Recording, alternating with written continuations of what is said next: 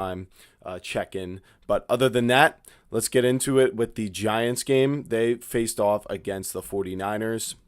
And this was a game that I thought we were going to win.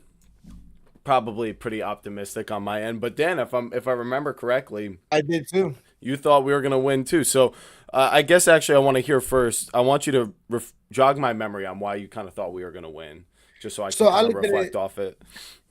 Yeah. So I looked at this kind of game as a kind of like retribution game for the Giants to be like, hey, like we lost last week, we lost our guy, we lost our basically like the like not really the face because Dart's like the face, but it's like basically the tandem. Like you guys lost that, but you guys were like, I felt like it was more of like we're still the New York Giants. So even though we come up to play a hurt Niners team, it's like we're not just gonna let ourselves lay down and get beat and just kind of get walked all over for the rest of the season. So I thought it was gonna be more of a statement game, just like we're still here, but you're lucky we're not fully here yet, kind of thing. But Yeah. didn't turn out. And I thought the team all year actually has done like a fair job of at least coming out fired up. And I felt like you could see a little bit of that, but it definitely wore off as the game went on. The better coached team, in any given game is probably going to have a better second half than Uh-huh. than the opposing team. So we saw that a lot in this game.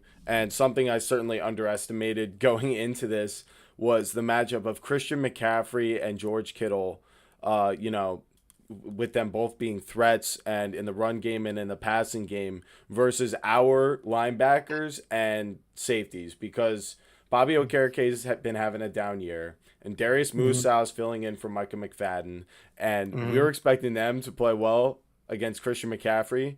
We're expecting Tyler Nubin, who's been struggling probably because of the linebackers too, but we're expecting him to take on McCaffrey one on one in the open field. Dane Belton, he's been promising, and he's still only like 24 years old, but it's like he's not a proven player nearly to the caliber of McCaffrey. So just that was something that throughout the entire game you could tell the Giants just didn't really have an answer for it, and it really stunted any Giants effort to come back and win this game late. The Niners were just able to convert third down after third down, and they had mistakes of their own too. Like they did have six penalties. Like the Giants weren't totally out of this game. They lost 34-10 or 34-24. So they lost by 10 points. But in this game on third down, the Niners were 11 for 6. The Giants were 5 for 12. It doesn't sound too different, but it really was the big explosive plays that they were converting first downs against us with. That really just kind of sealed it. Also for Jackson Dart, I thought he played pretty well in this game, kind of the same way we've been grading him as playing well like earlier, throughout this season.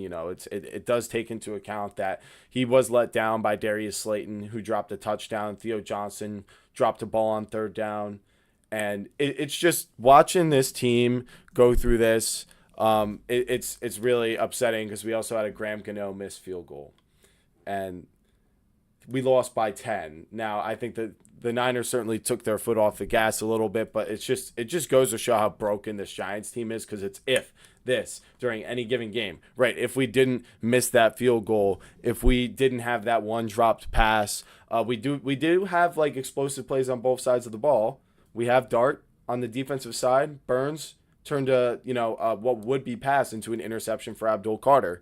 We've been having plays like that throughout the year, but ultimately it's just what we've gone through in the past years. It's just more exciting this time, which I did want, and I think people are glad to see that. But this regime is just exhausting. I mean, whether you want to blame Shane or Dable or Joe Shane for this team being only this far along 4 years in, I think eventually you got to look at the whole picture, and you got to say, well, if we're doing this to protect Dart, I think Dart looks like he'll be good enough with another coach and another GM, and I think he would attract them. Beforehand, I wasn't so sure if there would be a good candidate available for the Uh-huh. Giants or if they would be an attractive spot for the top candidate. But I think with Dart, that could make us one of the best landing spots. So Dan, I'm not suggesting like we have to fire Brian Dable, but I'm certainly okay with it at this point if we just clean house. What do you think about that, Dan?